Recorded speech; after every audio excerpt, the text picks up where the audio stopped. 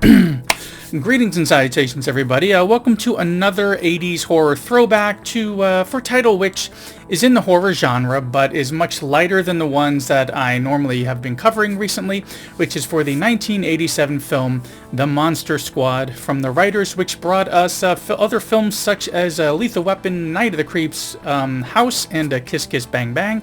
It's kind of all over the place with those, and this is also a PG-13 film that is still aimed at kids and preteens, I would say, with the following synopsis.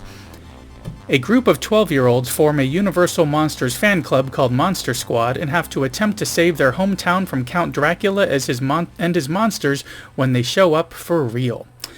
Yeah, for the most part, but, of course there is much more going on here. Basically, Dracula is planning to take over the world and is gathering and resurrecting the monsters commonly seen in these Universal horror films of decades ago.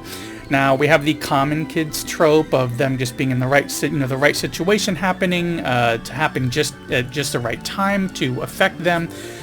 Because one of the kids comes across this diary that his mom found by somebody called Van Helsing, and knowing that he's a horror fan, she gifts this to him, but it's in German, so they need to deal with this issue of finding a person who speaks German to try to translate it. But during that time, we get that meanwhile, Dracula is working his way towards the town and kind of gathering his troops. We have a Wolfman played by Uncle Rico of Napoleon Dynamite, James Grease, who you may know more recently from White Lotus, but of course for me, he'll always be from Fright Night 2 and for playing Laszlo in Real Genius.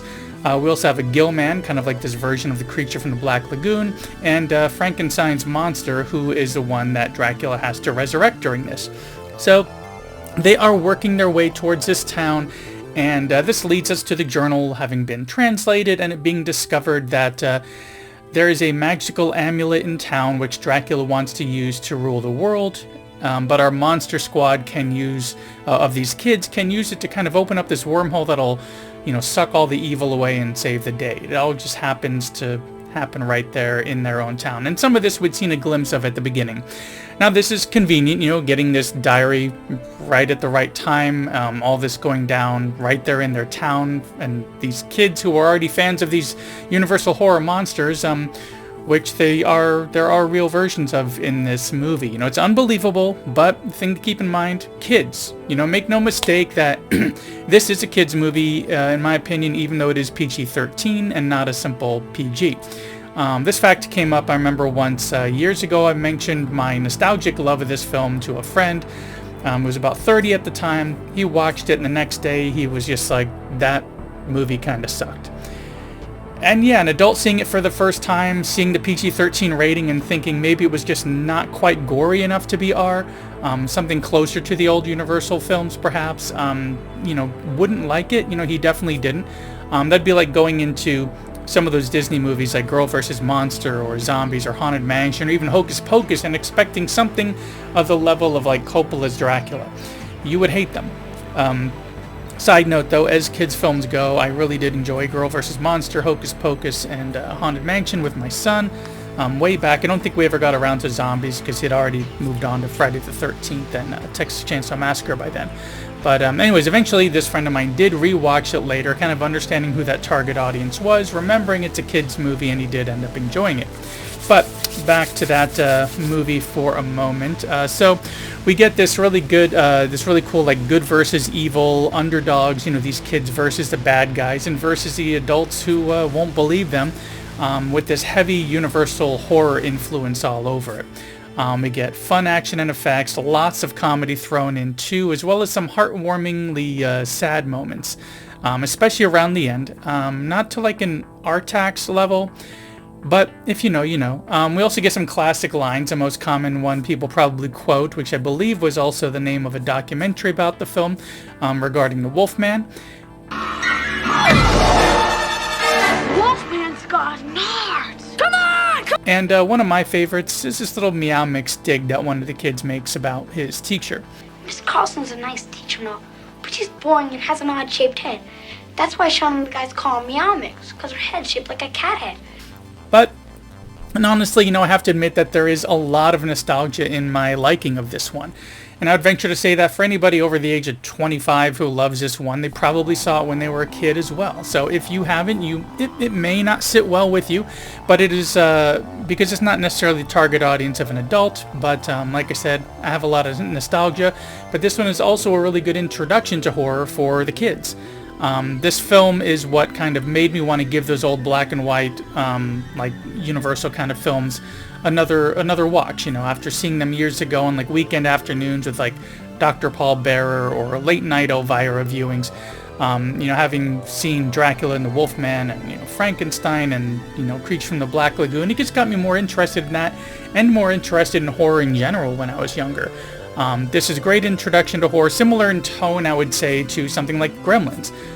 So one could even gradually introduce their kids to Gremlins, move on to Monster Squad, and by the time they're into those, you may be able to work in Poltergeist, perhaps. Ease them in, rather than starting them with something like Elm Street or Friday the 13th and hoping for the best. Now, there are a few things that might be seen as problematic in this these days. You know, nothing huge, but they might stick out. First, the kids refer to their teacher with a gay slur, something that was okay in PG-13 back then, but is definitely not now, as well as just some other bad language in general. Second, one kid spying on another kid's sister as, you know, trying to take pictures of her as she's undressing. And third, there's lots of weapons handling and stuff in this, like Horace with his shotgun.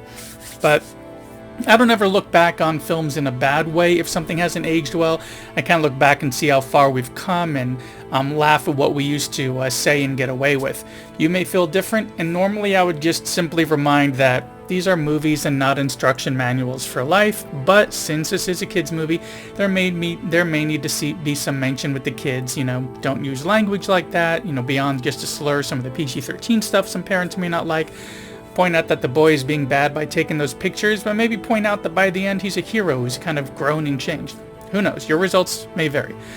But anyways, it isn't like, say I remember years ago a friend of mine wanted to show his kid The Watchmen, and he was alright with the violence because, you know, it was over the top, almost cartoonish in a way, and it eased him into it, but then that scene with the comedian and Sally Jupiter on the pool table, yeah, he had to wait on that one. Anyways, back to Monster Squad. In summary, it's a really great callback to Universal Horror Monsters. Interesting story of good versus evil and the underdogs being these kids.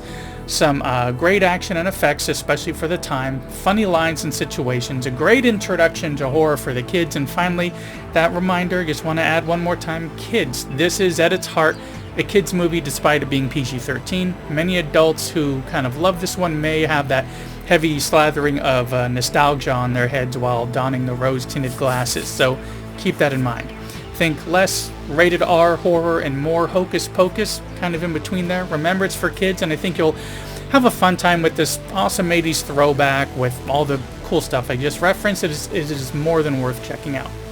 And speaking of checking out, thanks for checking out my latest video here, my latest 80s throwback horror video for the much lighter, much more family-friendly The Monster Squad from 1987, which at the time of this video is available on Amazon Prime, Hoopla, and Pluto, and paid rental as well.